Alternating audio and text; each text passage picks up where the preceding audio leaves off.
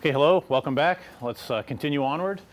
In the last lectures we covered light, some of the basic physical properties, the propagation of light, and then got into optical systems. I explained various kinds of lenses and what happens to objects at various distances, explained real images and virtual images, and then we explained the eye's ability to form images on the retina using its lens to change the diopter of the eye.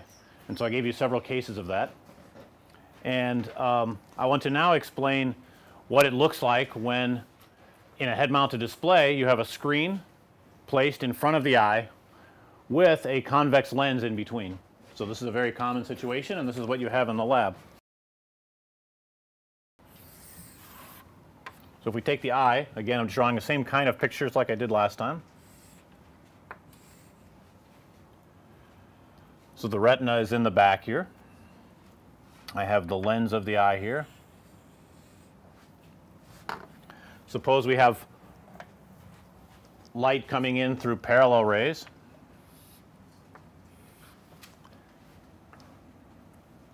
And then it focuses on the retina. In this particular example at the place called the fovea, which is the place of highest visual acuity, which is something that we'll cover today.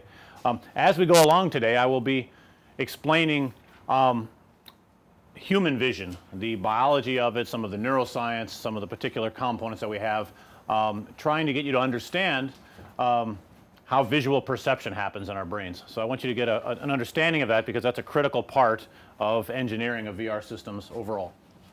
All right. So we have this, and then I have a display, let's say here.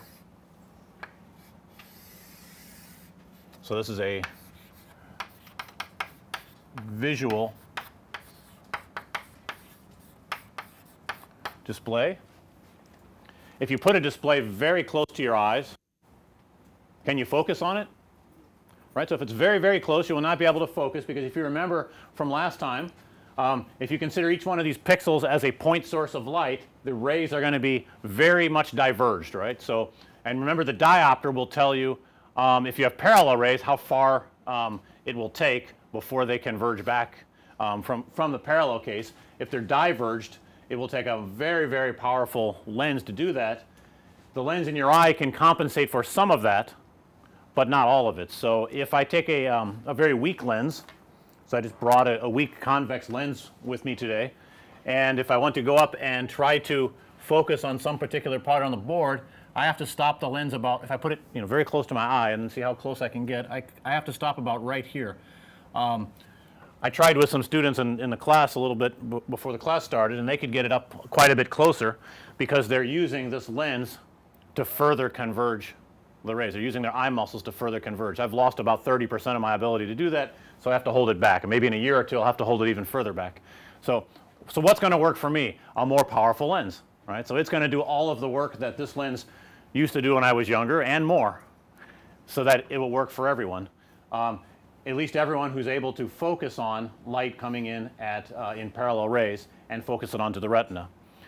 You could adjust some lens that you put in between back and forth to cover different cases of nearsightedness and farsightedness. But what you cannot easily compensate for is astigmatism, which is one of the lens aberrations that we talked about last time, and the human eye is subject to astigmatisms. The eye becomes ellipsoidal in shape in some way, and then the focusing becomes asymmetric. So if you remember, there's a horizontal focal plane and a vertical focal plane, for example, and they're not the same when there's an astigmatism. But you can at least, by adjusting the lens location, have some range of diopters, which makes it compatible for a very large range of people. So I put a lens in the middle here.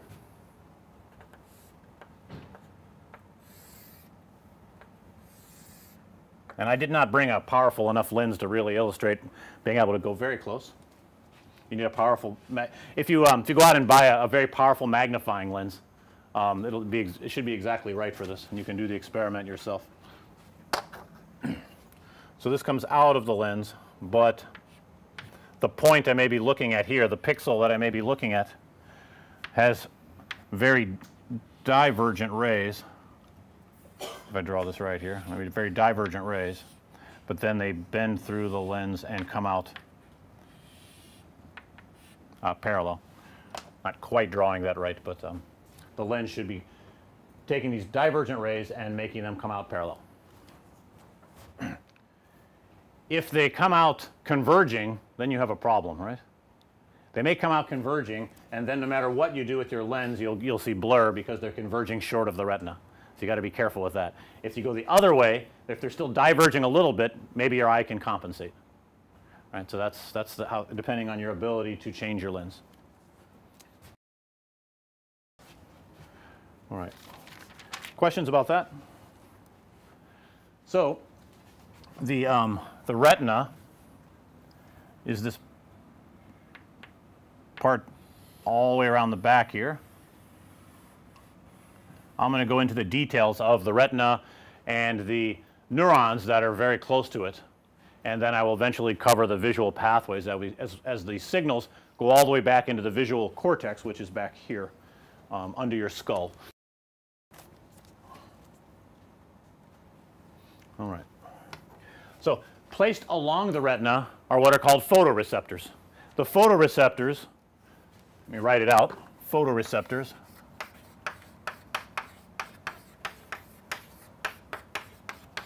I like to think of these as the input pixels. Right, if we think of engineering terminology. So the display has its pixels on it, right? RGB pixels. There are essentially input pixels on the retina, whereas the display is producing the output pixels. And there's some kind of interface going on here that involves a significant amount of optics, right? The eye's lens, the cornea, remember, is doing the most amount of light bending, and the engineered lens as well. So all of this comes together. There are two kinds of photoreceptors.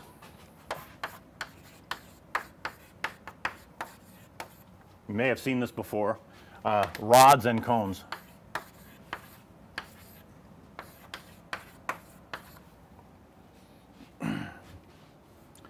Regarding rods, we have about 120 million per eye. So, and for cones, we have far fewer, only about 6 million. And the function of these different types considerably different. Rods are for low light,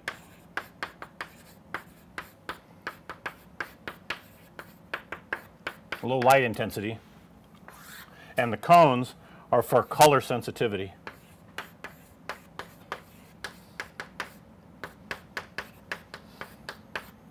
This separation of different types of photoreceptors has a profound impact on the way that we perceive brightness levels, color, all sorts of things as we process visual information and we get to the perception of vision, this fundamental separation. So you may have noticed that if you're outside at night, you're getting, you're in a low light setting, you cannot distinguish colors very well, right? So it's one of the fundamental outcomes of this.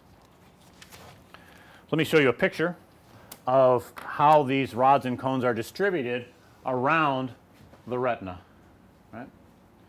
And notice that, you know, when the light comes in from, say, the bottom here, it hits this part of the retina, right, up at the top. And when the light comes in from the top, it hits the bottom part of the retina. So in some sense, the image is upside down, right? Well, why don't I look upside down to you right now? Right, the image on your retina is upside down.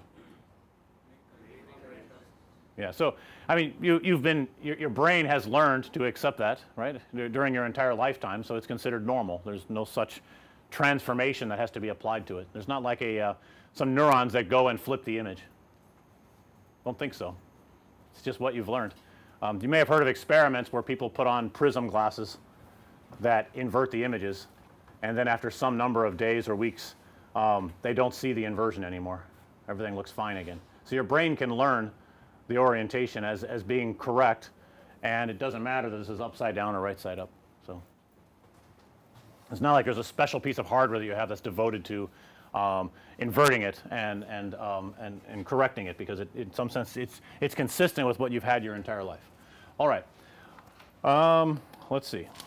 Oh yeah, let me show the picture. That's what I was going to do. So this shows the number of receptors per square millimeter, and 0 is right at the fovea, and that's the place where you have the greatest concentration of cones. And then as you get a degree or two off from that, the cones start to get replaced by rods, and then the rod density increases until you get about 15 degrees away or so to either side, except for this strange anomaly over here between 10 and 20 degrees, which is the blind spot on the retina. And the reason why the blind spot is there is because of the connection to the optic nerve, which I'll show the geometry of in just a little bit. So for these different types of photoreceptors that we have, the rods are responsive to light across these wavelengths shown in the dashed line here. So centered at, let's say, 498, and of course they'll respond to an area around that, but with, let's say, lower and lower probability for an equivalent intensity of stimulus. And then there are, for the cones, 3 different kinds. And this amazes me. It's RGB, just like the way we design our monitors, so and displays. So we have we have red cones, green cones, and blue cones distributed around in some kind of irregular way along the retina. So let me just draw a little bit here of a picture as well. So in the fovea at 0 degrees, it's all cones, and they're very densely packed. I'm not drawing them as different colors, but there's also some kind of irregular arrangement of colors. So these are quite small. Their diameter is between 1 to 4 micrometers in diameter. What I think is interesting about that is that if we think about wavelengths of visible light, so let me put that, squeeze that up here. Wavelengths of visible light.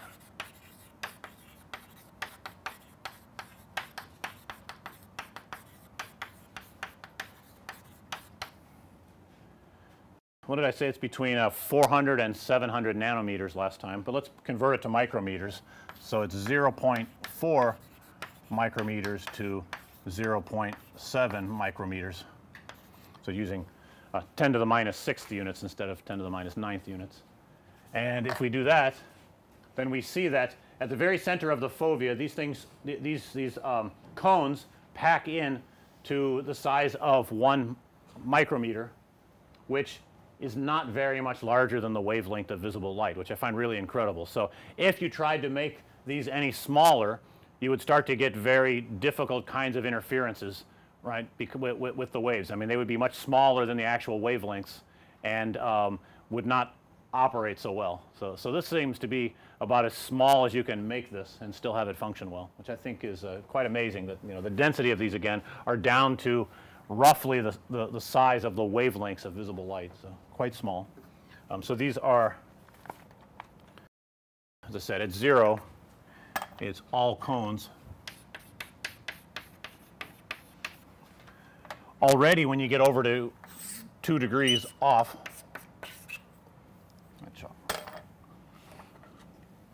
2 degrees off, then you're leaving the fovea. What happens there is the cones already are getting bigger,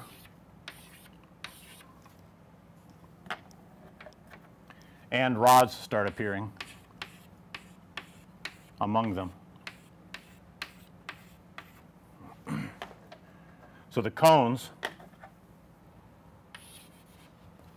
are in the 4 micrometer to 10 micrometer range, whereas the rods are down to 1 micrometer. So they're small like the cones were, and the cones are now getting larger and loosely interspersed with a lot of tightly packed rods.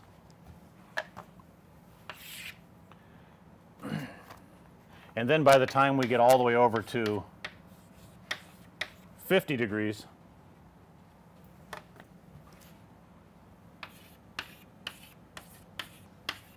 it's almost entirely rods. A few, let's draw a couple of cones in there.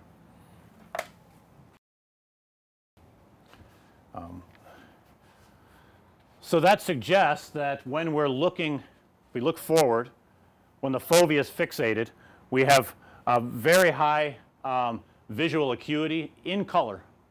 And then as we look off to the side without rotating the eye, right, if we look off to the side so that the image is over to the side of the retina towards the top or bottom from my horizontal picture as I look to the side, right. So if we're looking over to the side without rotating the eye, it's over here. Then we start losing spatial resolution in terms of color. Eventually the whole thing tapers off as I showed in this picture here. Eventually when we get 60 or 70 degrees away, you can see that the density is going down significantly, so you end up losing eventually everything, right. But certainly your ability to distinguish colors out here is very weak. If you believe you can see colors there, it's because your brain is filling in information that's not there, right, trying to speculate, let's say. Right, questions about this?